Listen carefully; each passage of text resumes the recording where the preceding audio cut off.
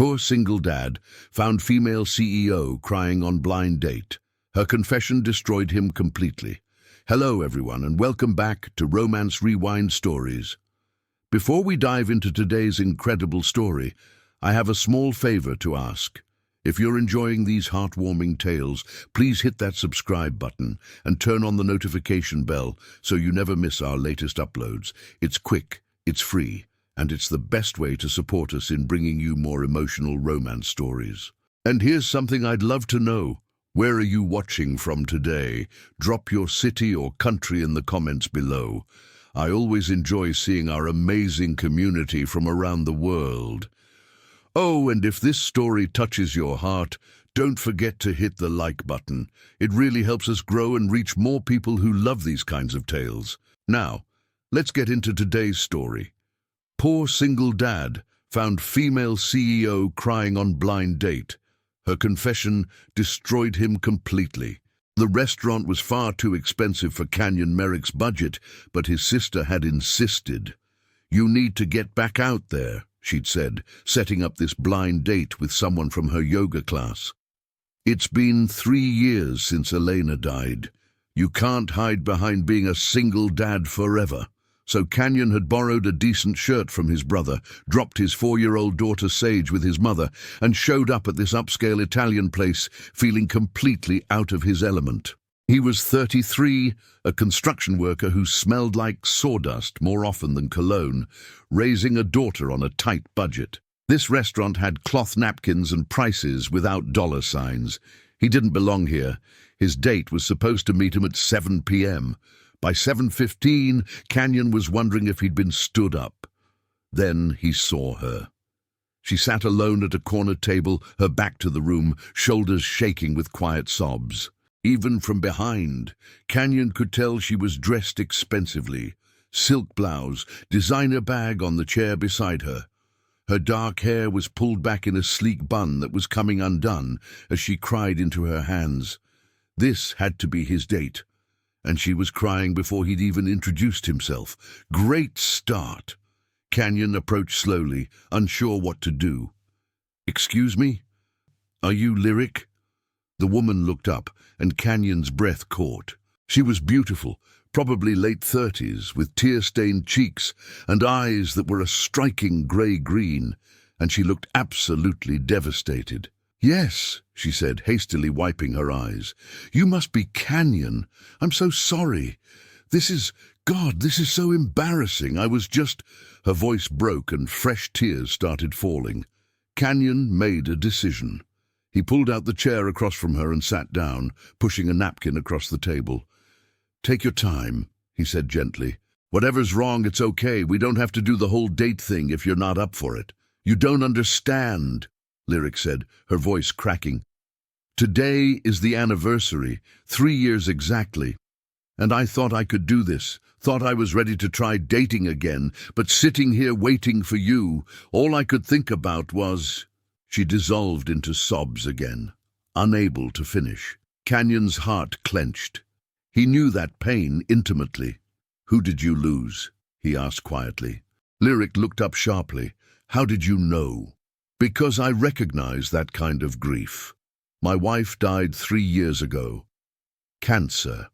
Left me alone with our daughter, who was barely a year old. So I know what anniversary grief looks like. What it feels like to think you're ready to move on and then realize you're absolutely not." "Your wife," Lyric whispered. "I'm so sorry. What was her name?" "Elena. She was 28. We'd only been married 2 years. What about you?" "My daughter, Melody. She was 6. Lyric's voice broke on the name. "Car accident. Drunk driver ran a red light. She was in the back seat, gone instantly, and today marks 3 years since I held my baby girl, and I thought I could sit here and have a normal date, but I just can't." Canyon felt like he'd been punched in the gut. He'd lost his wife, which was devastating, but losing a child?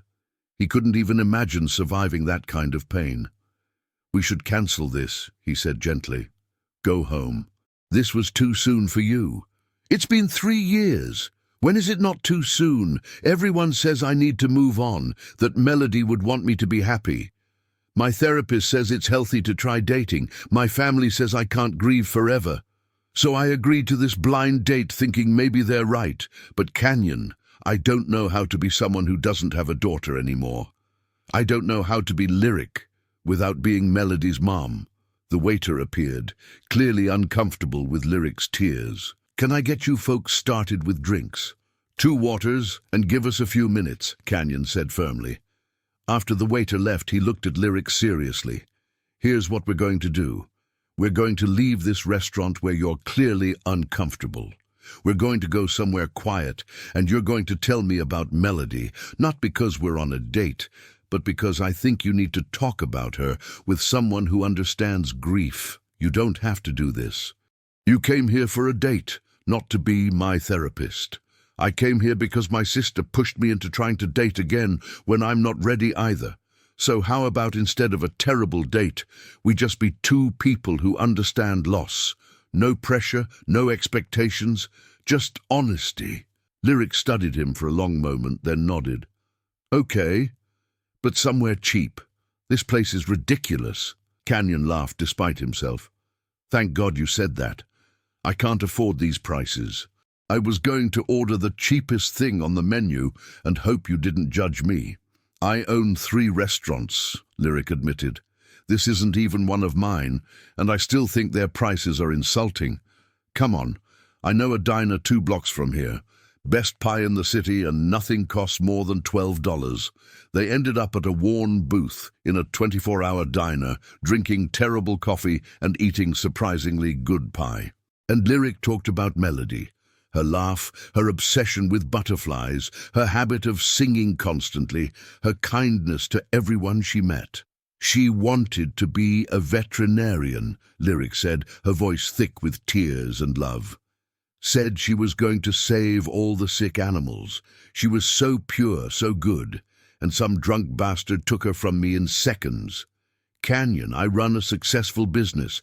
I employ hundreds of people. I'm supposed to be this strong, capable woman. But I couldn't protect my own daughter. I couldn't save her. That's not on you, Canyon said firmly. You didn't cause that accident. A drunk driver did.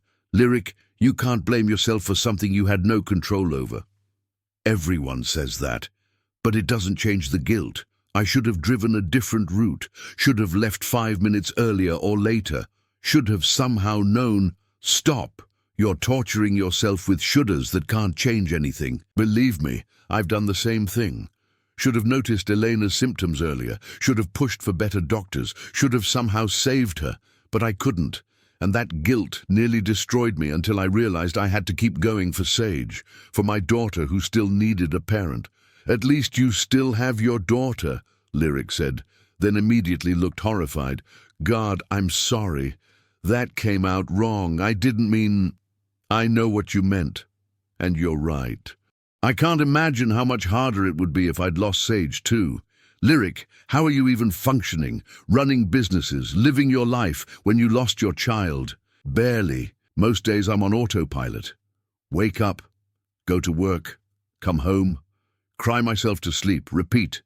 People think I'm this successful CEO who has her life together. They have no idea I'm held together by coffee, antidepressants, and sheer stubborn refusal to completely fall apart. That's more honest than most people would admit. You asked for honesty. Besides, Canyon, I don't know you. After tonight, we'll probably never see each other again. Might as well be truthful when there's no stakes. They talked for 3 hours. Canyon told her about the crushing loneliness of single parenting, about working construction while trying to be present for Sage, about the guilt of sometimes resenting Elena for dying and leaving him alone. Lyric told him about building her restaurant empire as a distraction from grief, about the hollow feeling of success when there's no one to share it with, about how people treat her differently now, either overly gentle like she might break, or uncomfortable like grief is contagious. Everyone expects me to date men who match my status, Lyric admitted around 10 p.m. after their 3rd slice of pie. Other CEOs, wealthy businessmen, people from my world. But Canyon, those men don't understand what it's like to actually struggle. You work construction and raise a daughter on a tight budget. You understand real life. You're more real than anyone I've met in years." "I'm also completely wrong for you," Canyon pointed out. "I can barely afford this diner pie, let alone the lifestyle you're used to. After tonight, you'll go back to your world, and I'll go back to mine." "What if I don't want to?" Lyric asked quietly. "What if this honesty, this connection is exactly what I need? Canyon, I haven't talked about Melody like this with anyone. My therapist, sure, but that's clinical. My family tries, but they don't really want to hear it. They want me to move on. But you listened, really listened. You didn't try to fix it or tell me it gets better or any of that platitude bullshit. You just heard me. Because I get it. The way people tiptoe around grief. How exhausting it is to pretend you're okay when you're not. How lonely it feels to be surrounded by people who don't understand." "Exactly. So what if we did this again? Not a date, just two people who understand loss, supporting each other. Lyric, you're a CEO. I'm a construction worker. We live in completely different worlds. So, I'm tired of my world. It's full of fake people saying fake things. You're real. That's worth more than any amount of money or status." Canyon wanted to argue, wanted to point out all the reasons this couldn't work. But looking at Lyric, seeing the hope in her eyes for the first time all evening, he found himself nodding. "Let's try being grief friends. No pressure, no expectations, just honesty and support." "Grief friends," Lyric repeated, smiling slightly through her tears. "That's the saddest and most perfect description I've ever heard." Over the next 3 months, they met regularly. Coffee before Canyon's work shifts, dinner after Lyric's board meetings, long phone calls when the grief felt overwhelming. They talked about their losses, their fears, their struggles. And slowly, something shifted. "I think I'm falling for you," Canyon admitted one evening, 2 months into their friendship. They were at a park, watching Sage play on the swings, while Lyric pushed her gently. "Higher," Sage demanded, and Lyric laughed, pushing harder. "You're good with her," Canyon observed. "I had practice," Lyric said quietly. "Melody loves swings too, used to beg me to push her to the sky." "Does it hurt, being around Sage?" "At first, yes. But Canyon, it also heals something. Reminds me that children are joyful and resilient and wonderful. Sage makes me remember the good parts of parenting, not just the devastating loss." "Lyric, I need to be honest with you. This started as grief friendship, but somewhere along the way, I started having real feelings. And I don't know what to do about it because we're still both grieving, and I don't want to mess up what we have." Lyric stopped pushing the swing, turning to face him. "I'm falling for you too, and it terrifies me, because loving someone means risking loss again. What if something happens to you? What if I let myself love Sage and then lose her too? I don't know if I could survive that pain again." "I can't promise nothing bad will happen," Canyon said. "Life doesn't work that way. But Lyric, we're both already living in fear of loss. We've both stopped really living because we're so scared of being hurt again. Maybe loving each other is risky, but maybe the bigger risk is staying alone and safe and miserable. What about Sage? If we try this and it doesn't work, she gets hurt too. Which is why we take it slow, no rushing. We date properly, see if this works before involving Sage more deeply. But Lyric, I want to try. I want to see if two broken people can build something whole together." "I want that too," Lyric whispered. "God help me, I want that too." They dated for 6 months before making things official. Canyon met Lyric's family, who were skeptical about the construction worker dating their successful daughter. Lyric met Canyon's family, who loved her immediately despite her wealth. The first time Lyric said, "I love you," they were at the cemetery. Canyon had brought her to Elena's grave, wanting his late wife's blessing, however symbolic. "This is Elena," Canyon said quietly, touching the headstone. "Elena, this is Lyric. She lost her daughter Melody 3 years ago, same year I lost you.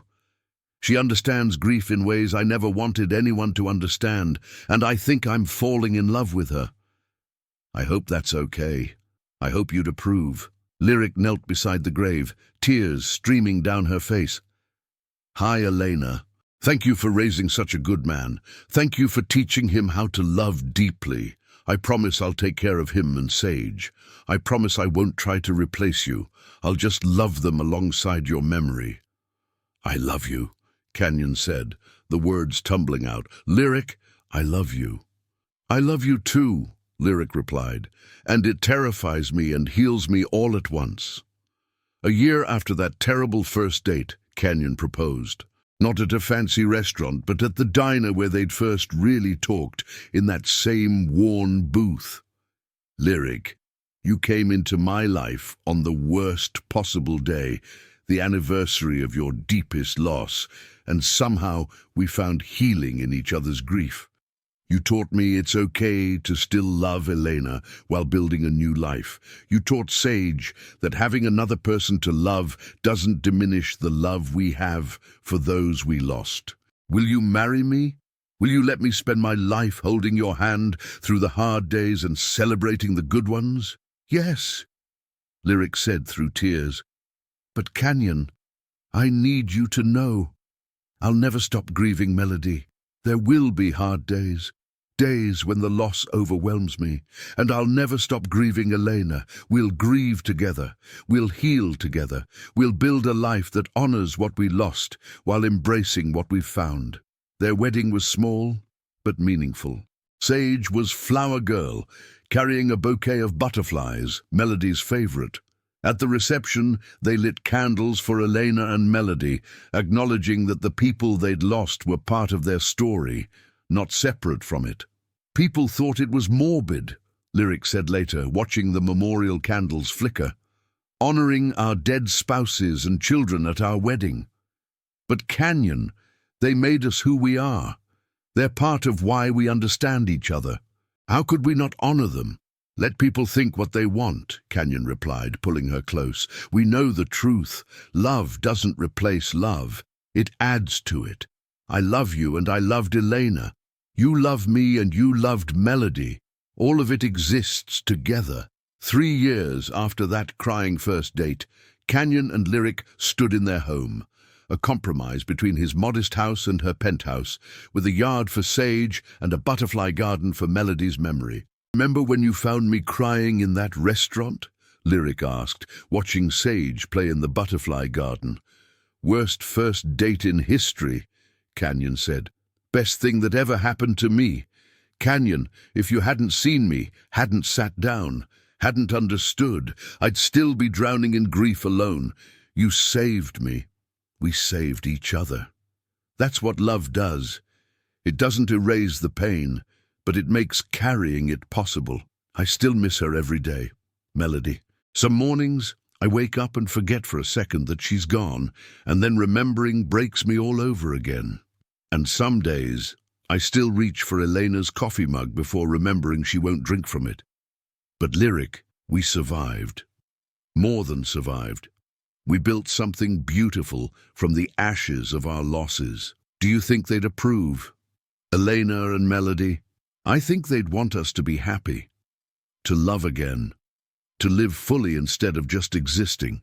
And I think, somehow, impossibly, we're doing exactly that, because sometimes the worst dates lead to the best relationships, sometimes finding someone crying is the beginning of healing, and sometimes two people broken by loss can build something whole together, not by forgetting what they've lost, but by honoring it while choosing to love again.